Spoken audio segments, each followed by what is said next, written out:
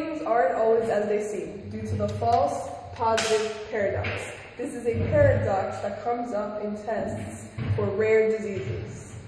There are two very important aspects of the false positive paradox. First of all, it's sensitivity, which is when the test correctly identifies those who have the disease, which in this case is 100%.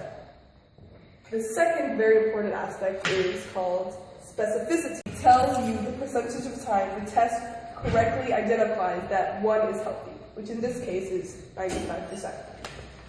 If we put the false positive paradox into a scenario, we get a village of 1,000 people have HIV. But HIV is very rare in the population, so only 20 people out of those 1,000 people have HIV. The false positive rate of HIV is 5%. Now, if we put this into an actual example, we get a man gets tested, and the result is positive. What is the probability that the man has HIV, so that he tests positive and he actually has HIV? We can put this into a tree diagram. First of all, there are two options. If the man is infected or clean. The chance that he is infected is 2%, and the chance that he is clean is 98%. If he is infected, again, there are two possibilities: that he tests positive or that he tests negative. If he tests positive, the chance that he is infected and he tests positive is 100%. The chance that he is infected but tests negative is 0%.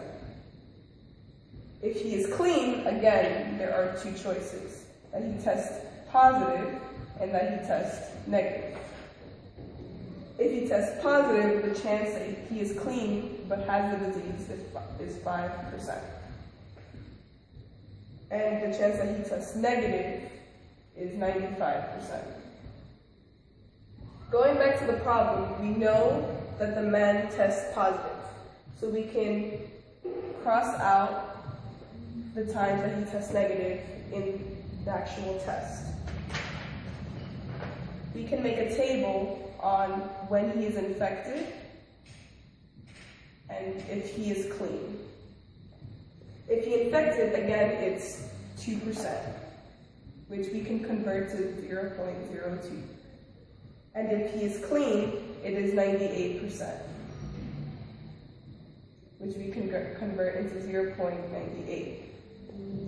The chance that he is clean but tests positive is 0.05, which is equal to 5%. And the chance that he is infected but tests positive is 100%. 0.0. So to find the probability that he is infected but tests positive, we should now multiply the two percentages, 2 and 100, getting 0.02. On the other side of the table, we would do the same, because it's the same probability if he is clean, and we get 0.049. Now that we have these two values for the probabilities of that he is infected or clean, we can now add them to find the total probability that the man tests positive, which is 0.069. So now we know that the man, if he tests positive, but he's infected but tests positive, the chance is 0.02 out of 0.069. And if he tests clean, it's 0.049 over 0.069.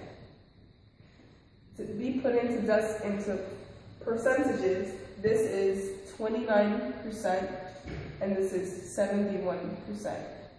Okay, if the man comes back from the hospital and he tests positive for HIV, he's going to be scared.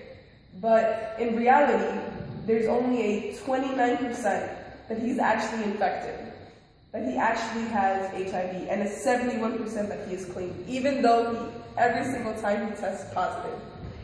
As you can see, things aren't always as they seem because we thought the exam was very specific, but it really isn't. Math is used in many different ways and can be used to solve many different real-world problems, and this is an example of it.